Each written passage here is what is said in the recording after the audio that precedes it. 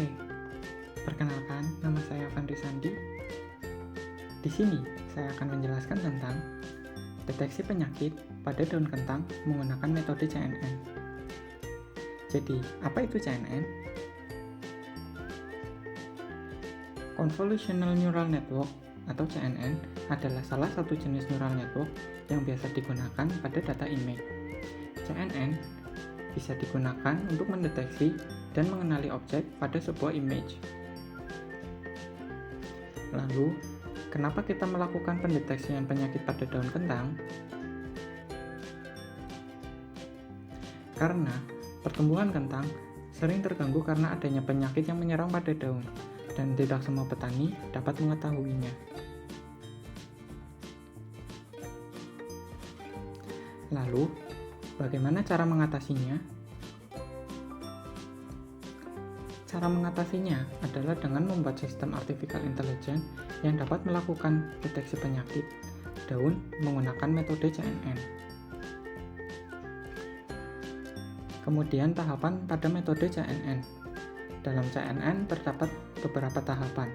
Yang pertama adalah menentukan kerangka penelitian, kemudian menentukan dataset, kemudian pre-processing, kemudian klasifikasi, dan yang terakhir adalah transfer learning.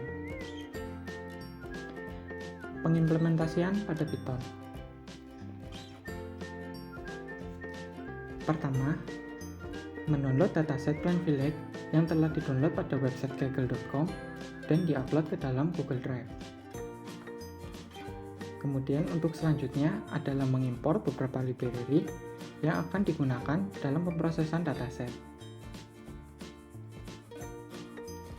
Lalu, mengatur dimensi pada gambar agar berbentuk persegi. Kemudian, jumlah gambar yang digunakan untuk mentrain model adalah 100, serta menentukan 4 lokasi file dataset. Selanjutnya, karena komputer tidak dapat membaca gambar dan hanya bisa melakukan perhitungan aritmetik, maka gambar dikonvert ke dalam bentuk array untuk pemrosesan selanjutnya. Setelah itu, data diproses dan ditrain seluruh gambar yang terdapat pada dataset. Kemudian, mengubah seluruh data training ke dalam array NumPy dan mengecek jumlah gambar yang di-load untuk training.